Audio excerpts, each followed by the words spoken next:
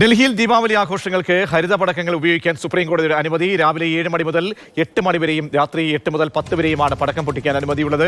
B Balagopal ചേരുന്നുണ്ട്. ബാലു, അവിടുത്തെ പൊല്യൂഷന്റെ കാര്യങ്ങളൊക്കെ അറിയാം. ദീപാവലി കാലത്തൊക്കെ അപ്പോൾ ഈ ഹരിത ഈ രീതിയിലുള്ള പടക്കങ്ങൾ ആഘോഷങ്ങൾക്ക് ഉപയോഗിക്കാമെന്ന് പറയുമ്പോൾ എന്തൊക്കെയാണ് മറ്റ് നിർദ്ദേശങ്ങൾ? ഇതിന്റെ സമയക്രമമൊക്കെ തന്നെ കോടതി കൂടി പറയുന്നത്.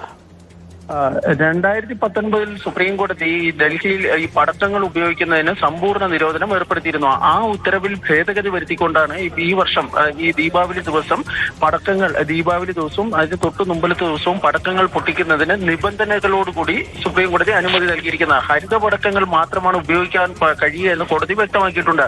അതും രാവിലെ 7 മണി മുതൽ 8 മണി വരെയും അതുപോലെ തന്നെ വൈകിട്ട് 8 മണി മുതൽ 10 മണി വരെയുമാണ് ഈ ഹരിത പടക്കങ്ങൾ പൊട്ടിക്കുന്നതിനുള്ള അനുമതി നൽകിയിരിക്കുന്നത്.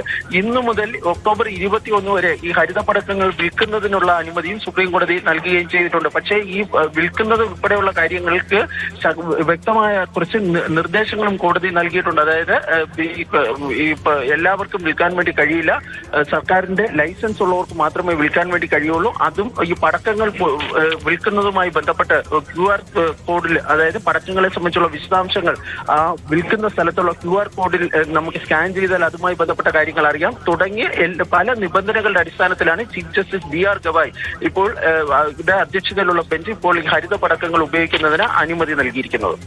ബി ബാലഗോപാലാണ് ഇവരെ നൽകിയ രാജ്യതലസ്ഥാനമാണ്. അവിടുത്തെ അന്തരീക്ഷം, പൊല്യൂഷൻ വളരെ പ്രധാനപ്പെട്ടതാണ്. അപ്പോൾ നമ്മൾ ആരോഗ്യം പരിപാലിച്ചുകൊണ്ട് തന്നെ ഹരിത പടക്കങ്ങൾ എന്ന ആഘോഷങ്ങൾക്ക് അതേസമയം ഒരു കുറവും ഉണ്ടാകാൻ പാടില്ലാത്ത രീതിയിലാണ് ഇപ്പോൾ നിർദ്ദേശങ്ങൾ കോടതിയുടെ ഭാഗത്തുനിന്ന് കൂടി വരുന്നത്.